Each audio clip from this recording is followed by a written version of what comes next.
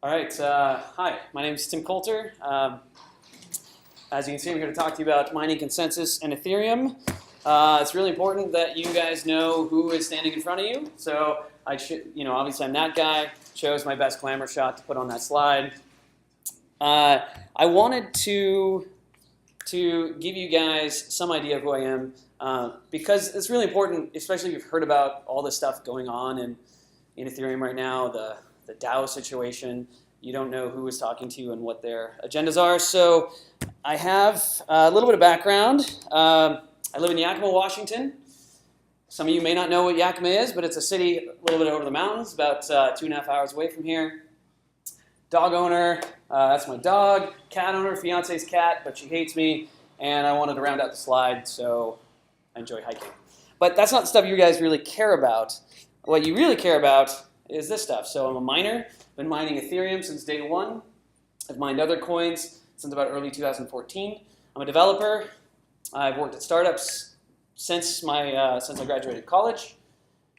I'm a consensus employee. If you haven't heard of consensus, we build apps on top of the Ethereum blockchain. That's our whole goal.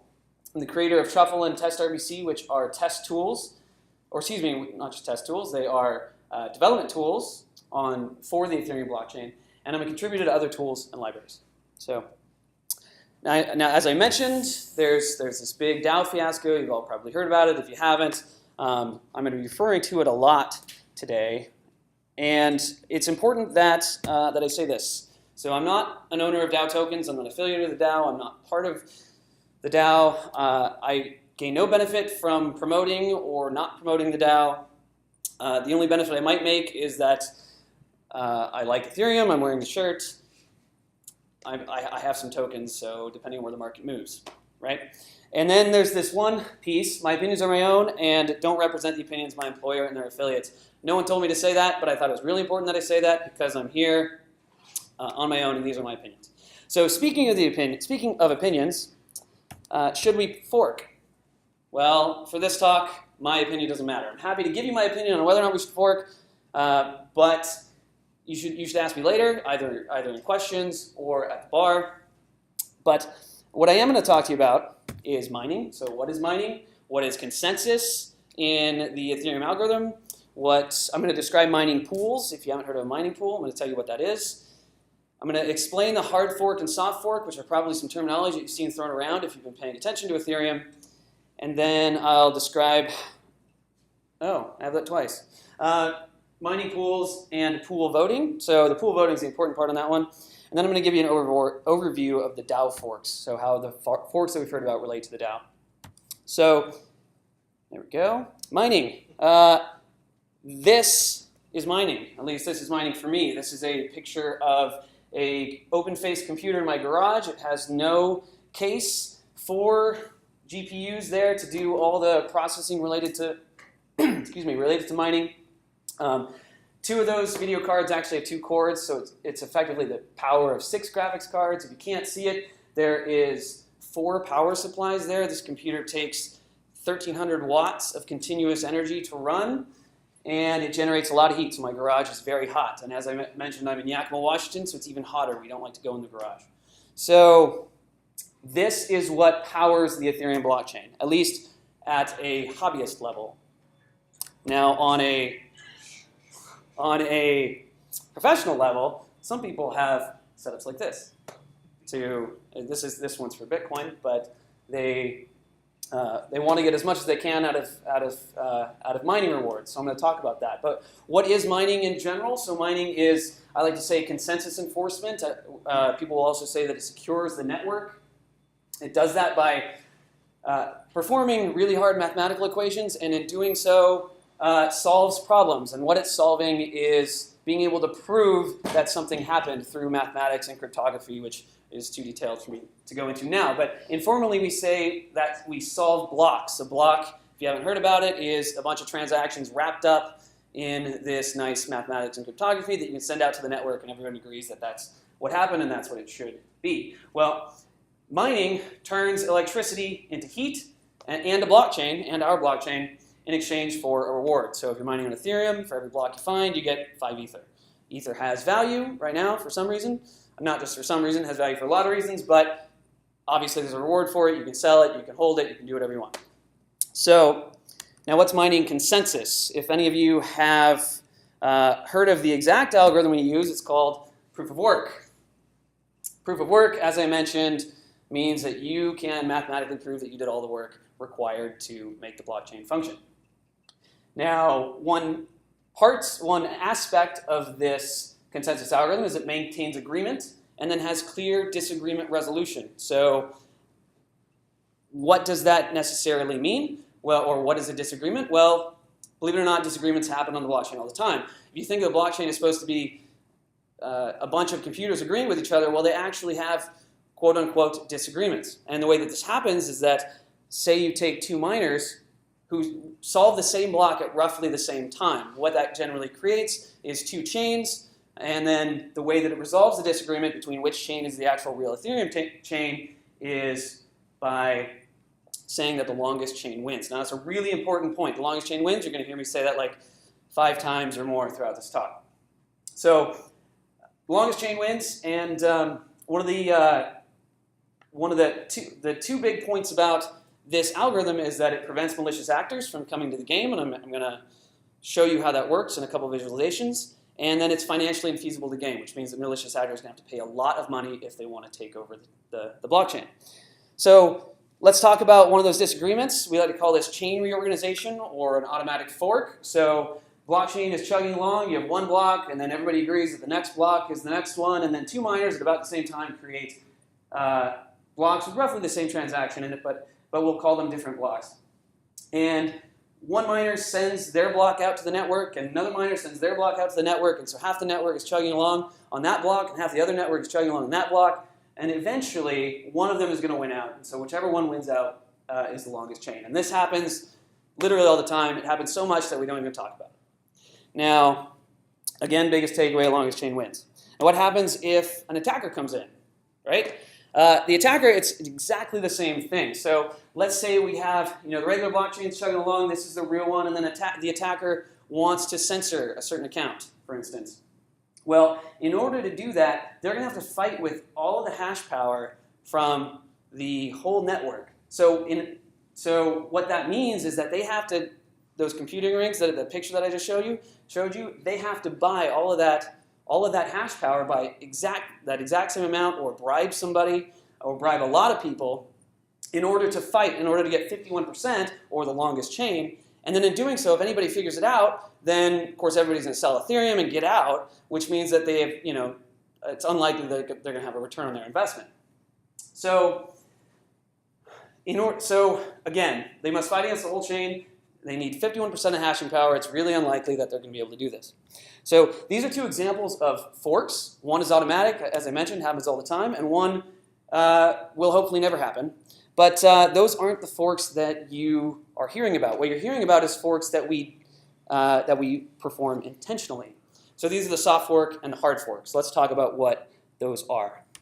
So a soft fork is any change to the consensus protocol that is forward compatible. This is the definition. The important point is change to the protocol. We are changing the protocol. That's the point. And then forward compatible is an aspect of that. So a visualization might be where the new rules are a subset of the old rules. This means that we have certain rules of what is valid, what transaction or what block is valid, and we're going to tighten those rules. So this is soft fork, which means that as we move forward, if the soft fork becomes the longest chain, the soft fork wins out.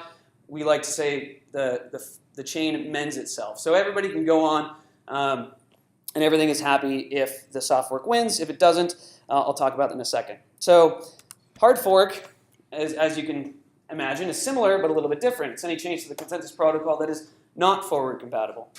And what that means is that we're widening the rules. In fact, the rules may not even include the old rules. So I don't know if you guys have heard of Ethereum eventually wanting to move to Casper or proof of stake. That's a completely different consensus algorithm that makes all that money I invested in that machine that I showed you fairly worthless. I'm going to have to sell it effectively. But because it changes the whole consensus algorithm. So an example of this, well, actually, we'll be talking about the Dow fork in a little bit, which will be a great example. So comparing a soft fork and a hard fork, you can say that the soft fork refines our consensus rules, and the hard fork redefines them in some way. The soft fork is generally decided on by miners. So it's all about the longest chain. If miners mine on one chain versus another chain, the longest one is going to win out. The hard fork, on the other hand, is decided on by the community. Now, in this case, a lot of people in the community, a lot of them are speculators. They want to make money.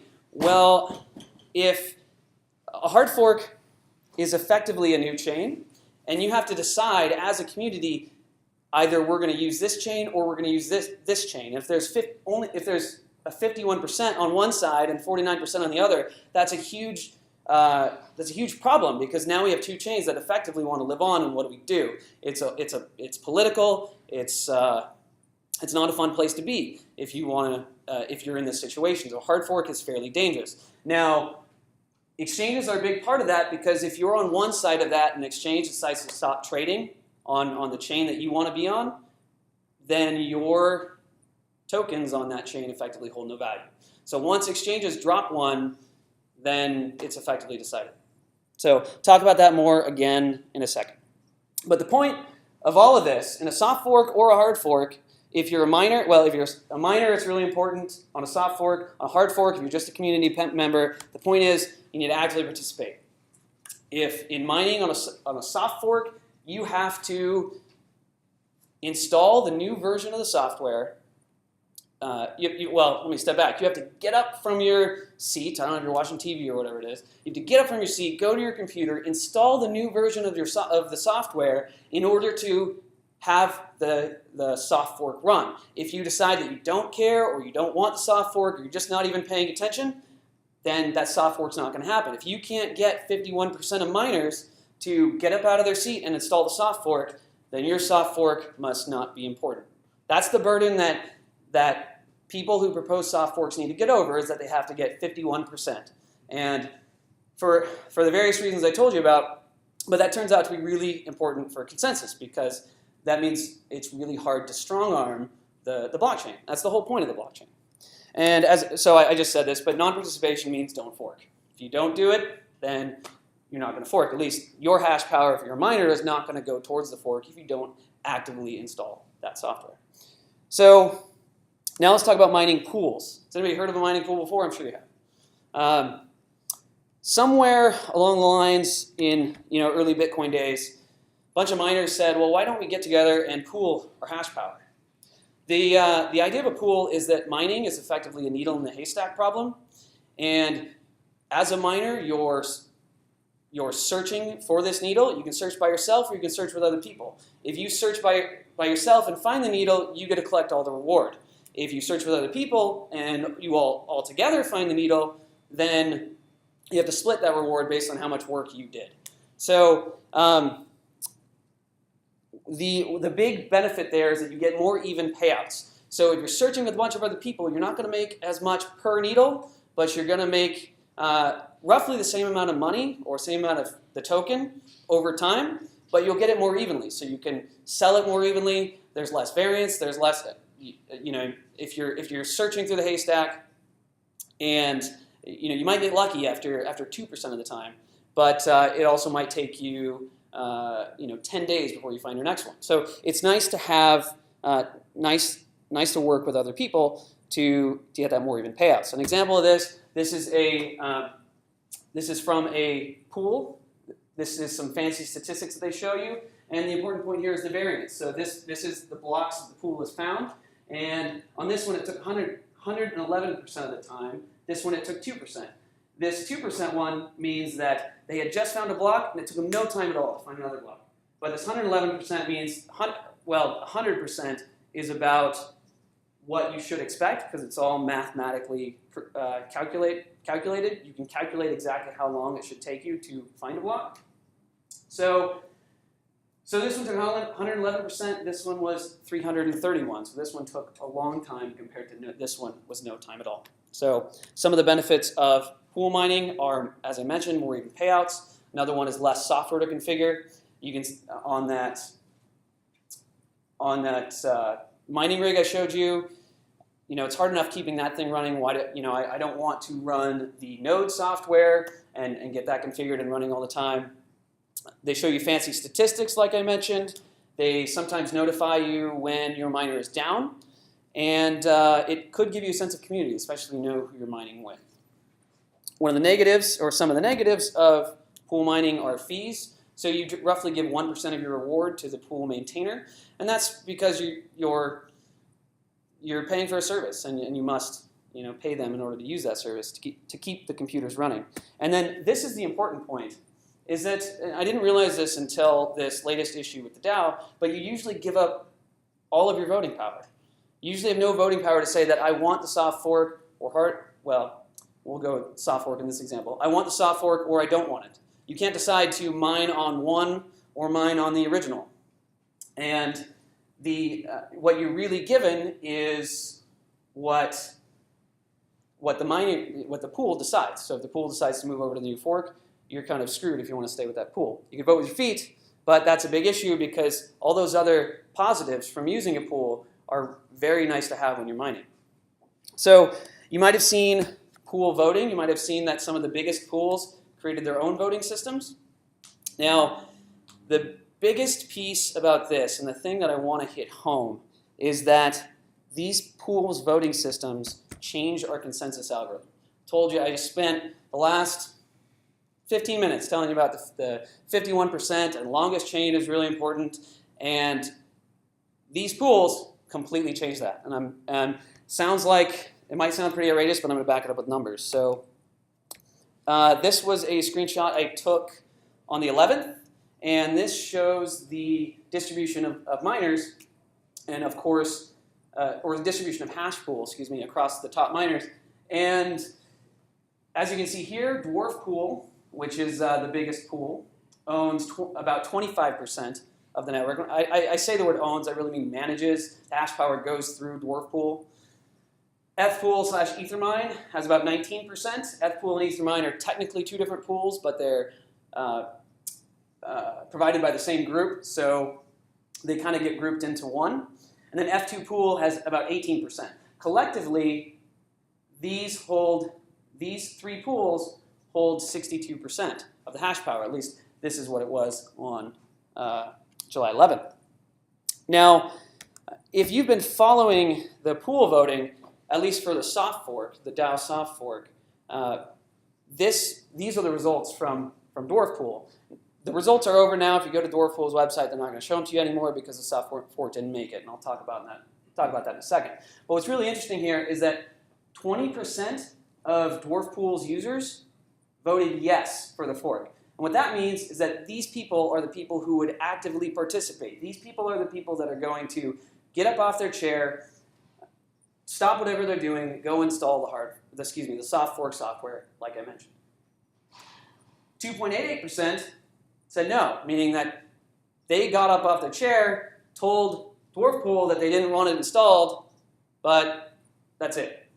They didn't want the soft fork installed. 77.13% did not vote at all. So these people are the people who didn't care, didn't get the news, or don't want the fork, but don't care enough to actually press the button to vote. Now, what's really important here is that Dwarf Pool decided that they were just going to ignore these people. So they ignored all these people in red and said, well, it's a landslide vote. Yeses win. We're going to install the soft fork. Let's take a look at Fpool/Ethermine. Their graph is a little different, a little bit harder to read, but they did a similar vote. In fact, the exact same vote. And Fpool, they had yes versus no, and then they had a don't care section. And the yeses won the no's, landslide vote, as you can see from this pie chart. But their yeses represent 18% of their user base. 23% of their users totally voted, and 77% did not. So it's very similar to Dwarf Pool in that they didn't have a whole lot of participation. But again, these people in green, these are the ones who, if we were all mining without a pool, these were the ones that would actively get up from their chair and go install the soft fork. Now, F2 Pool, I wasn't able to get their voting statistics.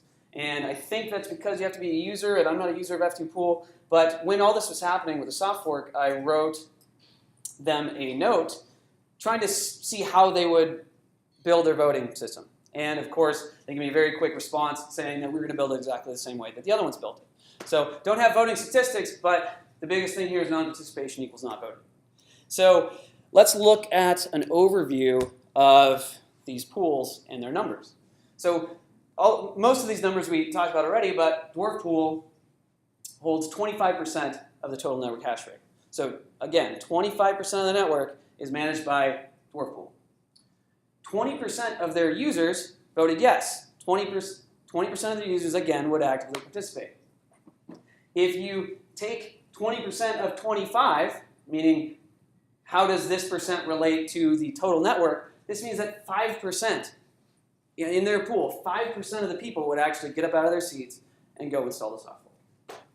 Similar numbers for Eth Pool, 19% of the network, 18% participation, and that equates to 3.4% actually participated. Eth Pool's numbers, I think, went up to about 23% over the course of the soft fork, but the numbers that I showed you were the ones that I had. The site has been taken down, so I can't see what the final voting statistics were, but they weren't much higher than this. And since I didn't have any statistics for F2 Pool, I gave them the benefit of the doubt and said that they had more participation than anybody else in their voting system, so we'll give them 25%. And if you calculate that out, that's 4.5% network participation. So let's look at this bottom line. This is the big part of this. 62% of the total network hash rate is managed by these pools. If these pools decided on the fork, whatever they decided, if they had no voting system, then they could easily win out that 51%. They can easily decide where the network is going. 20% average participation, this one's just there for fun. The big part here is that only 12, these pools are the people who voted yes for the soft fork, only 12.9% would actively participate, would actively go install the fork. And the big takeaway here is that a number of people, only slightly smaller than this BW pool, can decide what happens with Ethereum. And that's because we have mining pools and pool voting that decided to change the way, our consensus algorithm works. So, last fact, 12.9% decided the fate of the soft fork. And I don't know if you guys have been paying attention, but the soft fork was, I don't want to say railroaded, but it was almost unanimous by the numbers. So, that's why. So, let's talk about Downforce. We've heard of a soft fork and a hard fork. What are these forks specifically? The DAO soft fork. How many people have heard of the DAO? I've assumed at this point that you guys had. Okay, great. So I don't have to explain too much of what happened. But a lot of money got stolen. So the goal of the soft fork was to censor transactions from the attacker, transactions and any interactions with that account, censor those, and then ideally whitelist a trusted party to get all the funds back. So we were actively trying to censor the network. It seemed like everybody was for it. Mining was definitely for it, but that's because of what I mentioned to you before. And then if you were paying attention, it was ultimately rejected. So they got the soft fork. There's a graph that I don't have, but effectively, like, you could see the graph and how it was. It went downward, but downward meant that it was voted on by everybody effectively, and pretty much unanimous agreement by the miners. And then we realized that there was a denial of service vector, which means if you actively participated and installed this software, then you could be attacked. Your node can be taken down. And that's actually a really important thing because we realized that the blockchain was censor-proof.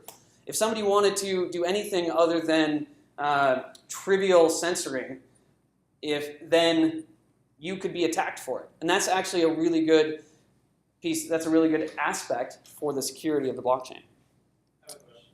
Yeah. It was determined that it was censor-proof because gas isn't collected if a request to interact with a blacklisted address took place in the transaction. Right. But why is it such that gas can't be collected if it's an invalid transaction? Repeat the question. So let me see if I can repeat it for this. the question was, the reason that it was seen as censor-proof was because gas wasn't collected, and then for an invalid transaction, and why could it not have been collected? That's a good question. I don't necessarily remember. That's okay. Yeah. I'll look that up afterwards, and maybe we can talk about it. Andreas explained it pretty well. The exception still consume gas. Well, that's what it does. Right. And So it that's just- my Oh, actually, I do have the answer. So the whole thing is that it's just not going to include the transaction in the block. So you're going to do all that processing. You're going to process the transaction, but then you're going to finish it. And then once you've finished it, you're going to analyze whether or not it's interacted with the bad address. And once it's interacted with the bad address, you're going to say, well, let's not include that in the block. We're not allowing that. So you did all the processing already, which means that they can just send you these and then have you do all the processing, because you have to do all the processing first in order to know whether or not it interacted with So the... it's because it doesn't get included in the block. Right. Yeah. It doesn't get included in the block because there's no way to include it in the block without also sending the money. Correct. Okay. Yeah. Thank you. Yep. So that's a soft fork. So that was our first attempt at solving the issue. Now, the second attempt is what we're calling a hard fork. So the goal of the hard fork is completely different. We're going to, get into the blockchain, change a bunch of the guts, change the actual DAO code, and provide some way of refunding the money to DAO holders. Now, I don't know all the details of that. I'm not, I'm wearing an Ethereum shirt, but I'm not part of the Ethereum Foundation. I'm not part of the people that are actually doing the work. But this is the general goal. We're going to change the code and provide a refund. Now, this is politically uncertain, and I'm going to get to pros and cons of the hard fork, but this requires the community to decide. And again, if 51% is not going to win out in this case, so which fork is the right way to go? So I'll talk about the pros and cons in a second. But this is an example of crowd governance. We'll see how well we do, but it's an example of crowd governance. And currently, its future is unknown. There's some key important dates that I learned today, which are not in my slides, but I think we really have to have everything done and solved before, I think, the first week in January, or else some money, not all of it, but some money can be stolen for good. I'm sorry, not January. I think it was next month. 26. I said January. That was my fault. But I don't. It could be this 21st. Anyway, sorry. So let me ask you a quick question. That's for the resolution of the DAO in this time frame. Really now the only proposal practical on the table is vote or implement the hard fork or not. Let the thief, quote unquote, have the money. That's the only choice now, right? Is the hard fork or not? So that I think that could be the only choice. There might be others, but I want to talk about them more. But let's do that afterwards. I'm actually almost done with the slides. So some arguments against the hard fork. The first argument, I think this is the biggest argument, is that it possibly sets a precedent. If we're going to go in there and muck with the blockchain, then if we're going to do it now, when are we are we going to be required to do it again, or are we going to do it again? Some people say that it's philosophically incongruent with what Ethereum is. So you've probably heard Ethereum advertises unstoppable code. Well, the whole point of the hard fork is to stop the code. So another one, some people say that it's unfair to non-DAO participants. So if you don't hold DAO tokens, then you had to bear the volatility of the network, that complete crash and up and down. No one's, as the words go, bailing you out, but at least DAO token holders are going to be made whole. So that could be seen as unfair. Again, we talked about that a hard fork could split the community. We don't really know what's going to happen, so it's really uncertain whether or not this is actually good for us. It's technically complicated. There's not only the DAO that you have to get the money out of, but you have to get the money out of child DAOs and grandchild DAOs. Well, I mean, not grandchild DAOs, it takes some time, but there's a bunch of other child DAOs because the code basically splits off multiple versions of itself. It is a high-pressure solution in little time, so the developers really have to get this done and do it right, or because if the hard fork screws up, then it's going to be even worse than if we didn't hard fork. Shoot, that was an opinion. And then some people say that there's conflicts of interest. So, for instance, the people working on the hard fork, are effectively the same ones working on that worked on the DAO, or we don't know where, if the people are working on Hardfork, where they stand, or what kind of tokens they hold, what their motivations are. So those are some arguments against the hard fork. Arguments for the hard fork, obviously the biggest one is that it refunds DAO holders. So a lot of people want to be made whole. A lot of people don't have access to their tokens right now, so they get that back. It's possible that it'll prevent a bunch of legal implications. So one of the biggest things, if you want to have a lawsuit for this, if you want to bring a lawsuit over what happened, you have to at least show that there are damages. And if we give all the money back, then there's effectively no damages that you can sue over. This hard fork could prevent denial of service attacks. So imagine a case where the attacker gets all the cash and decides to use that to spam the network with transactions that don't mean anything. And if the attacker is spamming those transactions, then you can't get your transactions in there, thus making Ethereum useless. So if Ethereum is useless in that case, if Ethereum is being attacked, then the only way to solve that is to fork, right? So, one second. So if we fork now, this is the argument, then we won't have to fork later. Question? This also makes miners rich, and soon Iran runs out of funds and everyone is happy, right? So this is the opposite of negative instead of positive. For how, we can calculate for how many transactions we can keep it going. Something that doesn't mean we will not keep it. I need to do that calculation myself. What I'm about to say to you is just rumor that I heard, but somebody said to me that it was like 11 years. So I haven't done the calculation, so I wouldn't quote me on that. Another argument is that solving this will maintain market stability. So it'll bring confidence back into the market, right? Another one is that it might prevent technical issues with Casper, So some people said that with the new proof of stake algorithm that we want to put into Ethereum in roughly a year, if one account owns, what was it, 10% or 15% of the ether, then that might cause an issue. I don't know the technical details behind that, but that is something that has been said. And another argument for the hard fork might be that it's good PR. So if we solve this, we could say as a community that the community thwarted an attack. So that's nice headlines. So the important point about all this is what can you do? So we're in this situation, we're in this fork situation, and what can you do about it? Well, the biggest thing is that you should decide. I'm not, we can talk about my opinions and everything, but if doing nothing obviously is worse than doing something. I don't mean forking, I just mean making a decision. So it's important that everybody knows what is happening and makes a decision for themselves. So the ways to participate, first, make your opinion known. Talk to people, come to meetups. Thank you guys all for being here. Tweet about it, write on Reddit, although Reddit's kind of a strange place right now. Write on blog posts, talk to influencers. If you're a miner, make a decision. So either hard fork, or choose to install any of the new software that's coming up, or don't. That's a very important decision if you're a miner, even if the exchanges are kind of making that decision. But make a decision for yourself. If you're mining in a mining pool, choose a mining pool that aligns with your preference. So if you don't want the hard fork, for instance, mine on a pool that doesn't want to install a hard fork. Make your hash power known to the network.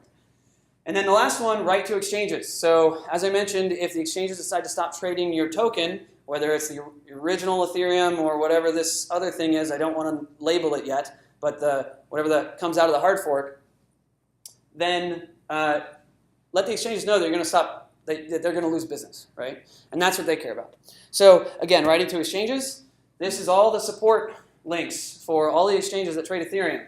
We have Poloniex, Kraken, Bitfinex, Bittrex, GDAX, CEX.io, Gemini, Bter, BTC-E, The Rock Trading, BitBay. Write to them and tell them that you do or do not want the hard fork. And then, lastly, write to the foundation. So if you go to ethereum.org/foundation, they give you a bunch of ways to get involved with them. Let them know what you prefer. And that's my talk. Thank you. So for questions, because we're recording, I'm going to repeat the question and then try to answer it. Yeah? This is not a question, but I wanted to add when you make a decision, you should. I think everybody agrees that consensus among the community is more important than a fork or not fork decision. Because if we split the community, then we become two communities and we have to fight against each other essentially. So essentially, it distracts us from our greater goal, which is spreading this. So I think that when you make a decision, I urge everybody to not do so dogmatically. Make a decision, recognize that everybody on the other side has points that are valid to them, and be willing to change your mind. So I'll just try to repeat real quick for the recording. It's going to be very quick. If you're going to make a decision, try not to be dogmatic about it. Try to be practical and try to come to a consensus. Don't try to split the community, because that's going to be, in his opinion, terrible for Ethereum. Right? Awesome. Anybody else? Yeah. To add to that, let me state it 180% the other way. Let's split the community. Let's have Hardforks, and if you're a miner, of course, split your hashing power. How goes to this fork? How goes to this fork?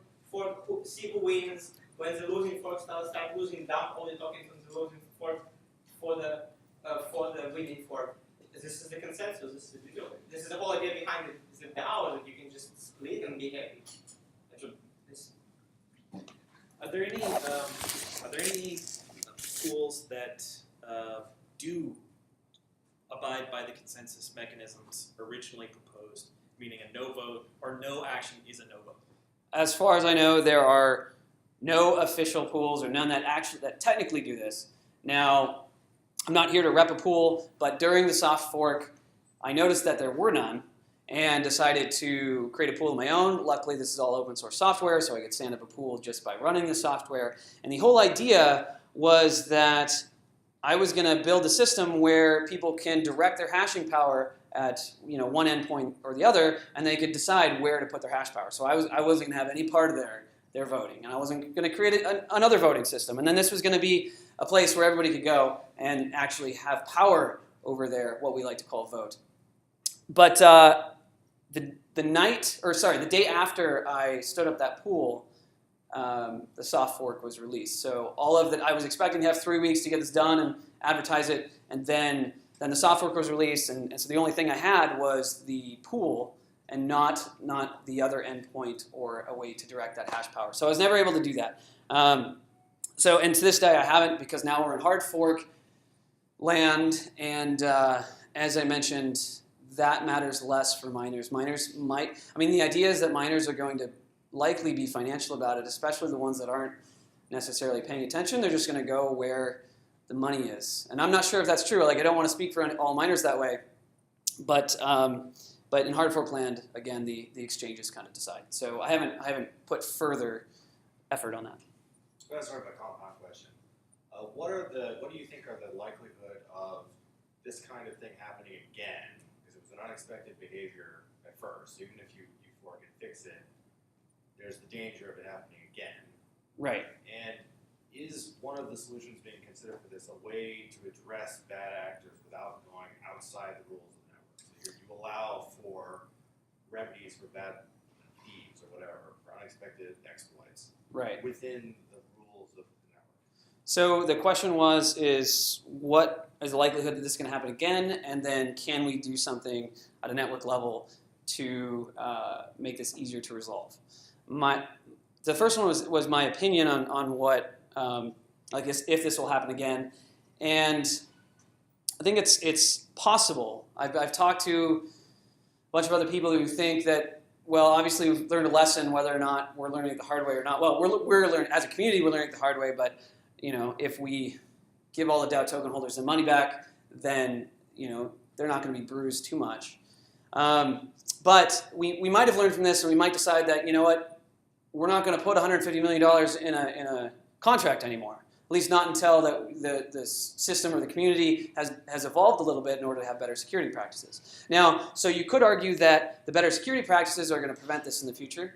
You could argue that there's bound to be a bug somewhere. Now, I didn't mention it, but for a lot of my career working at startups, I was a professional software tester.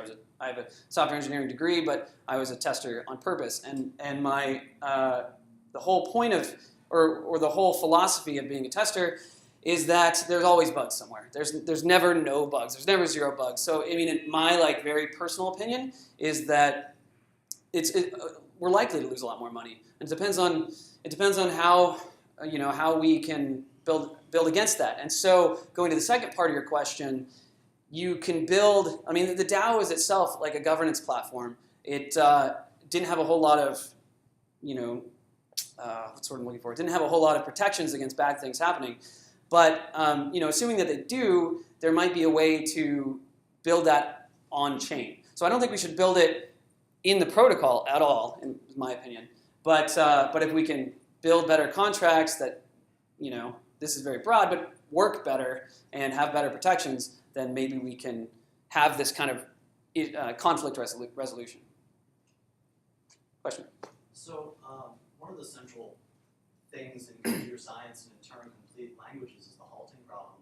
You know that means that you can't really know before you execute some code what it's going to do. I mean, you can do lexical analysis and stuff, but you can't 100% know until you execute it. So this has been brought up on a few podcasts, Andreas' podcast, Let's Talk Bitcoin, but they talked about, can you really know if this Turing-complete thing is ever going to be bug-free? Therefore, doesn't that call this whole concept of Turing-complete languages into question, Turing-complete decentralized systems into question, because you can't know if this kind of thing is going to happen? I mean, so the question was, or the statement was about Turing-complete languages, and you can't know if there's going to be a bug. Again, going back to my personal experience, there's always a bug. If you look in the last 60 years of software testing knowledge, there's always going to be a bug somewhere. Whether or not it's going to be a bug that's loses $150 million, that's a different story. But there's always going to be one somewhere. And that's the if you talk to any professional tester that's worth anything, then they're going to tell you that there's always more work to do. But you can never because of the halting problem, you can never stop testing. You can only decide you're either out of money or you've tested enough for your user base or what have you. So I think there will be. I had another response, but I forgot the end of your question. I have to answer. The halting problem is that a computer program cannot prove correctness of another computer program. But you have said this. Can you know that your problem is correct? If I will write you a for loop that adds numbers together or something, you will know that it is correct. So what you post is not actually it's not a real problem. Like a person can know that the program is correct, right? This doesn't go against the halting problem. But as I said, will there be more bugs? Of course. Because and how do we know? Let's look at history of Windows, of Linux development and viruses, right? And thousands of testers, there's still a more complicated code base. The farther we push the flexibility of what it does, the more bugs there will be. But is it possible to know that the smart contract is correct? Yes, if it's simple. So I think we're being very myopic if we're talking about bugs and only looking at our code, because this code is running on top of millions upon millions upon millions of lines of other people's code, which, given the right way in, that bug could exist. So I just wanted to say that a lot of people want to compare Bitcoin and Ethereum in a way that, okay, with Bitcoin, it's very simple. Things don't change. You got a couple of, operatives, that's it. And with Ethereum, the whole point of this thing is to write stuff on it, right? So you are right. You're going to have bugs and you're going to have issues, but I really think that this whole DAO episode will continue on, and I think it's just going to be part of the thing. It's just like, you get sick, you get a cold, and then you deal with it. Stop. Bitcoin is something else. Bitcoin never changes. Hardfork, no, I'm for all that. But with Ethereum, I think this will just continue on. If we mess up just because the code is unstoppable if we want it to be unstoppable. That's what I should say. Not the code is unstoppable, because you can just have a messed up code. It's like cancer. This code, look at this code, it's genetic code. It's going to grow my thumb into a ball. So I should respect the code. No, it's this dumb code that's turning your finger into a thing. So you cut it out. You get rid of it if you could. Same now with this, you can with a hard fork. You're just like, okay, this is dumb. Okay, who likes this idea? The hacker and maybe his friend. Who thinks this is bad for the ecosystem, bad for your wallet, bad for everything? Everybody. So why? I don't understand why it's such a big deal. And So to your question, we're not scared of this case. We're scared of the one down the road where some innocent guy has this big media campaign against him to overturn his transaction. Yeah, like Assange. Let's say that they say, oh, WikiLeaks has a DAO, and then they don't want it. They want to fork to. People are not going to fork because of that. People are going to fork on this if it means something to them. If it's something like everybody can agree, 99% of people can agree that this was a theft. Yeah, you get the code, yada. But it's a theft, and it's completely different than Assange. 50% of hash power that you stole $1 million from me, and so we're going to go steal $1 million. You give it to me. Wait, say that again. So if I can convince 51% of hash power, But you it's not stole $1 million. 51%. You need to convince the majority, like a super majority, not 51%. This is a super majority. But the way you do that is through exchanges, and that's the whole political thing. Is Sure. that Yes. if you can convince the exchanges, it really doesn't matter. Just get the exchanges all on the same thing. And exchanges are likely. You don't have to do them on the same thing. You don't have to commit to everything. Just let them support the token. Sorry for interrupting. Well, You need one miner and one exchange. I mean, the exchanges could, they could go however they want. Whatever hits their bottom line, and that's what matters. Because if the exchanges decide to stop trading your side of the token, then it hits your bottom line too. I feel like an exchange is incentivized to get a split of the network and then trade both tokens. And then have it be extremely Not bad. I mean, I would love that. It means I get value on both. Exactly. I don't know if they will. I'm not convinced that they will end up settling the matter because they would actually rather have Discord. That's a great Good point. Great point. Which is perfect, no? Which is perfect. This is how it should work. No? This is how the DAO was supposed to work. So- Let's split. You don't like my mutability. Go to the mutable chain. Let's see who goes where. So I want to repeat that for the recording, and the point is that it's likely in the exchange's best interest to have two chains, because then you have people trading on both. You maintain all the trading. So with that, there is a downside also, right? So if you have two different chains, the value may go down, so then you not earn much money.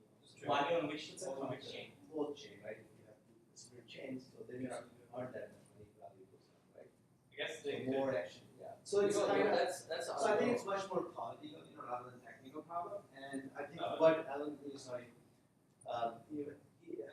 even said that, I think 40 or not 40, you are basically setting up some down the road what's going to happen, right? If we are coming together to Hardfork, and then definitely there will be something, other thing will come up, and then we will do the same thing. Yeah, I think it's okay. So, because Ethereum His is- analogy, I think the dance analogy is different than whether life is matter. I don't think you should compare that,